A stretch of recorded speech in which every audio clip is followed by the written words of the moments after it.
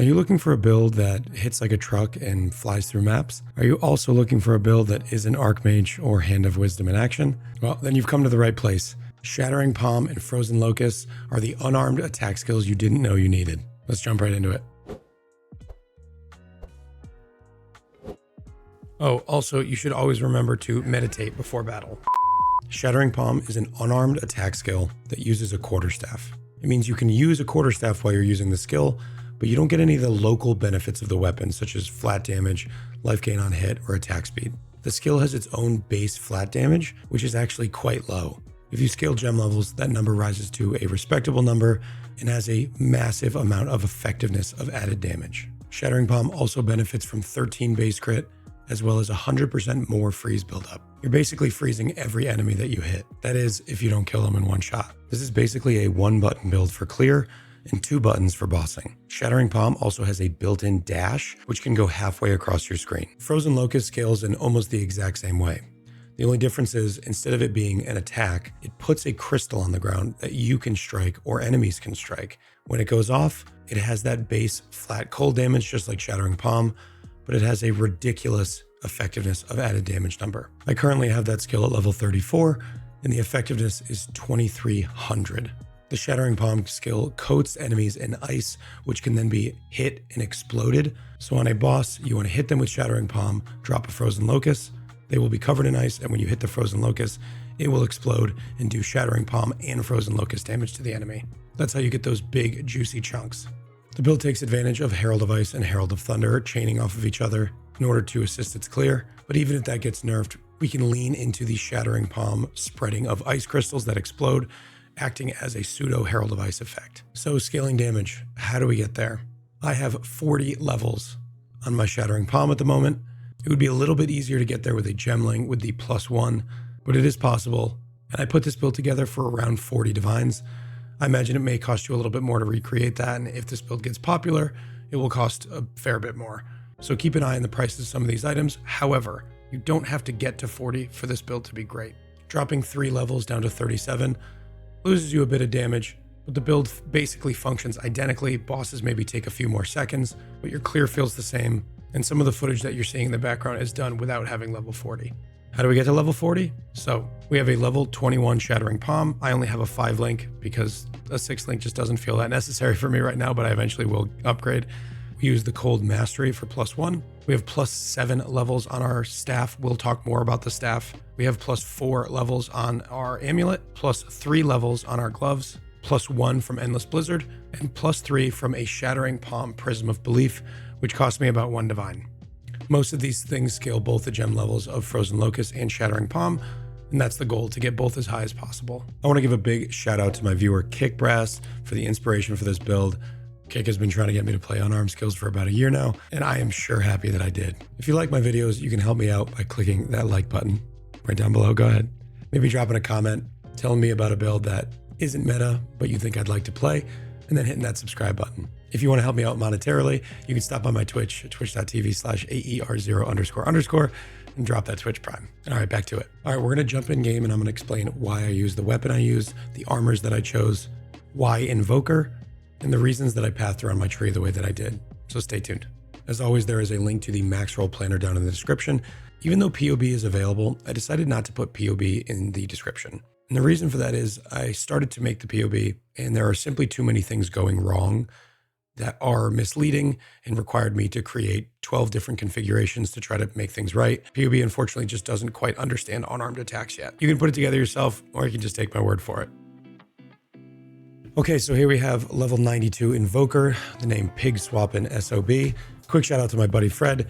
Pig swapping is something that everybody should know about. When you're in a map, you can press P, which pauses and allows you to interact with all of your other menus, I to bring up your inventory, and G to bring up your skills. If you want to swap, you can keep something stored in here, and then you can swap out on the fly anything you want to add. So let's say I wanted to take out inspiration and put some other damage skill in here for bossing.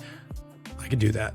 Pig swapping. Anyway, so we are level 92. This character basically doesn't die at all. We have about 5k ES, 81% evasion. We are not using acrobatics. We just don't have enough evasion for that. We were way overcapped on some of the reses because my rings are just kind of random things that I had lying around. So let's first talk about the gear. Why did we choose what we chose? For the weapon, +7 is basically mandatory. Now, getting a +7 staff by itself is actually not that expensive. Getting a +7 with LE damage to attacks is also not very expensive. This weapon was 1 divine. Of course, if people play this build, this type of thing will get more expensive, but basically what you're looking for is +7, 100% increased LE damage with attacks. You want to have some useful suffixes. The useful suffixes include mana on kill, which is really, really strong because we have a lot of mana cost, dexterity, and intelligence. Crit strike doesn't work, crit bonus doesn't work. The local damage does apply to our heralds, so having a decent amount of fizz, lightning, or cold is really good to help your heralds clear better, but it is not necessary. This build feels great even with basically no prefixes. So make sure in every slot that you prioritize levels. Let's talk about the amulet. This is the most expensive item in the build and it is not close. Getting a +4 amulet is very costly. They simply don't exist in great quantities. I got very lucky to buy this for 12 divines. I think it would probably be worth closer to 20 if I were to buy it now, but I would recommend getting a +3 that has good mods on it for a divine rather than a +4 with bad mods for 20 divines. Like I said, once you get to the top levels, those extra levels are a lot of damage, but they are not mandatory. Then on our gloves, we have +3. I think I paid 4 divines for these, maybe 3 divines. These are quite good, double res, a little bit of fizz damage to attacks, which again is just basically for the heralds, and then energy shield. As with the amulet, I would start with very good gloves with +2 that are quite cheap, and then upgrade to +3 when you have the extra currency. The boots, nothing exciting, just mana, energy shield, and res, and stats. The chest is pretty important. These seem to be going up in price, which is unfortunate. A high amount of energy shield and evasion is going to allow you to fit all of our auras in because we are Invoker. Invoker says 1 spirit for 6 ES on body armor and 1 spirit for 15 evasion on body armor. So the more you have, the more spirit you'll have to spend. I currently have Blink in an offhand setup, so I have plenty. With a 450 chest, I have more than enough. I'm running things like Clarity, which aren't super important. I'm running Ghost Dance, which I don't actually care about. Having Ghost Dance with Grim Feast is kind of redundant, but my goal is to get a chest that is good enough where I can drop this Ghost Dance, drop this Clarity, and get 17 more spirit for Blink, so I can run Blink in my regular setup. I currently have a setup with Blink where I press a raised shield here, and this is basically just to move around. If I'm trying to loot after a map or I'm chasing down a rare, I don't use this very often, but it is there. And then I just swap back with a right click to get me back to my Shattering Palm. In order to do that, you make sure that Shattering Palm is only on your first weapon set and that Blink is only on your second weapon set. And then Raise Shield automatically swaps your weapon because you don't have a shield in your main hand. You never actually have to press your weapon swap. We are using a very low level ingenuity because the options at belt are so bad that even a badly rolled ingenuity is better than the best belt you could get. I would look for something over 50%. It's only going to be a handful of divines. And then you want to get things like resistance, rarity, mana, attributes if needed, and cold damage to attacks. You could also add lightning damage to attacks in there, as we will ignore all enemy monster res with crits, and the goal is to get your crit as high as possible. These rings need to be replaced for sure. As I rebalance some of my gear, I just started to run out of money, so I had to just use some rings from my inventory. These are okay. I think they're about a divine apiece. So all of these skills are going to be in the MAXROLL planner, so I'm not going to go over all of them. I will just talk about this cast on crit setup though, because we have all this spirit that we can use. Having a cast on crit is super nice. Basically what happens is we hit the boss, it fires off an Eye of Winter and a Sniper's Mark. We just have energy, retention, and impetus linked here. The Sniper's Mark causes us to get additional crit multi for the boss. And then Eye of Winter, of course, as every crit build uses, is going to give us 10 base crit. You could not run the cast on crit and just manually cast this on bosses, but this just feels better. And it's a lot of fun in maps to have this going off all the time. All right, let's go over the tree and the Ascendancy. For the Ascendancy, we take Sunder My Enemies. Critical hits ignore non-negative enemy monster resistances. Because we're trying to crit as much as possible, this basically makes us not need to go after things like penetration or exposure. We can also do damage of multiple types, so lightning and cold, not have to worry about extra penetration sources. Next, we have Lead Me Through Grace. This makes it so your body armor is giving you spirit, and then you don't have to worry about getting spirit on gear elsewhere. A massive ES and evasion chest is going to give you a ton of spirit. The better chest you get, the more defenses you have, but also the more spirit you have. We take I Am the Thunder for 10% of damage as extra lightning. This helps us get shocks on enemies, helps prolif our Herald of Thunder and Herald of Ice, and also creates shocked ground.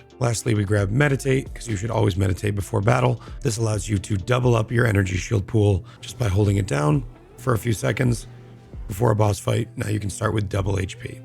As far as the tree goes, you want to get as much energy shield as you can get.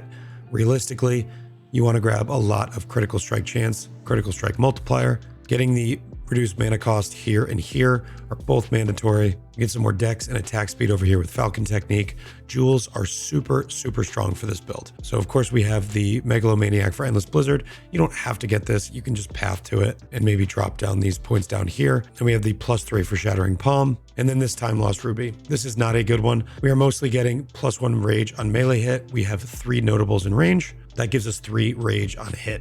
It's very strong. And then melee damage is not very good. It only affects the initial hit portion of Shattering Palm. And then our increased effect here is pretty low. You can get a lot of different stuff here, and I'm probably going to be upgrading this pretty soon. Then we have 4 rare jewels in the build.